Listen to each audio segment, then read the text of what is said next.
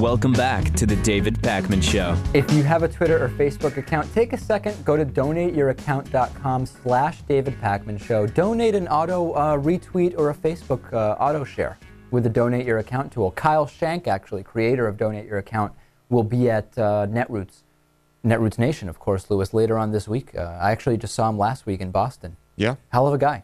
All right. He's got some other cool apps up his sleeve as well. Ones that might help us? Yeah. All right. I'd like to hear that. Yeah, I'll have to introduce you. We'll see if you're able to carry on a conversation. I can only hope.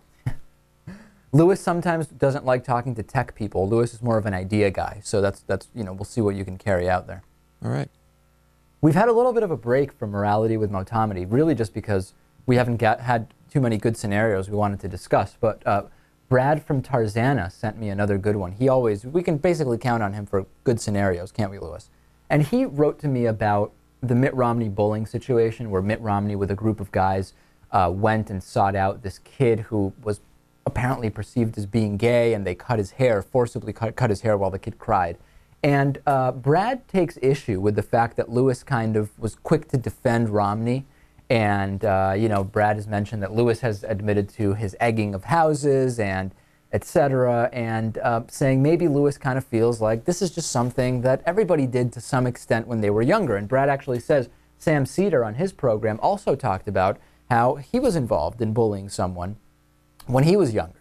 So the question here, I don't want to rehash entirely the Romney thing, but the question really is, Lewis, is there anything a presidential candidate may have done while they were in high school specifically, where if we heard about it, it should disqualify them from being considered as a candidate? What's the bar for you? Well, of course. I mean, you get into something like murder or rape or arson or, obviously there's a line. Okay, so murder, rape, and arson, you would say if we found out Mitt Romney had done any of those, by default, we should not be considering him to be the president of the U.S. There are lots of things. There are too many to write down. Physical bullying, not one of those, though.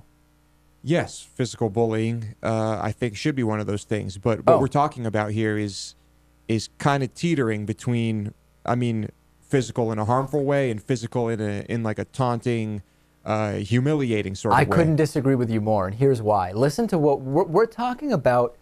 This is not a casual, he said something in the heat of the moment which was bullying, and maybe it was mostly emotional as opposed to physical, which by the definition is also emotional. All physical bullying is emotional as well.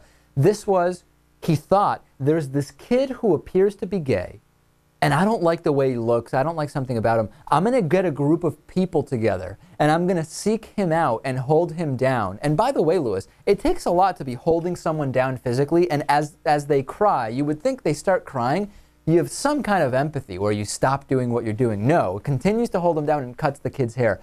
This is almost downright psychopathic behavior to me, where he's not at all sensing that the other person is going to have an emotional reaction to this. I don't think it's minor the way you're saying. I didn't call it minor.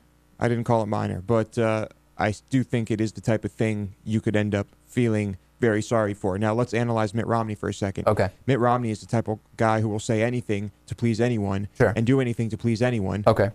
I don't see why someone couldn't have just whispered in his ear, hey, look at that kid. We don't like the way he looks. Why don't you go do something about it? Maybe that would be evidence he shouldn't be president either. If he decides I know he shouldn't be president. Yeah. We've been talking for years about why he shouldn't be in any form of public office. Let me throw a few other scenarios at you, which Brad sent me. If, let's say, in that incident, everything was identical about the incident, but Mitt Romney had accidentally blinded the kid with the scissors when he was cutting his hair, if we added that to the incident, would you feel more strongly about it? I would. Okay. What if instead of cutting his hair, Mitt only held the kid down so that others could spit on him and call him names? I would say basically the same category.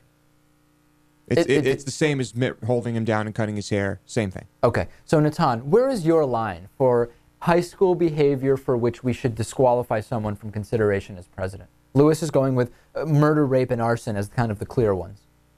I don't know. I mean, it depends on what else we know about the person, what they'd have done since then. If you take a person who was driving drunk in high school and ran somebody over, not on purpose, but they ended up killing someone, But then from that moment on, they decided never to do something like that again. They had, a very productive adult life working.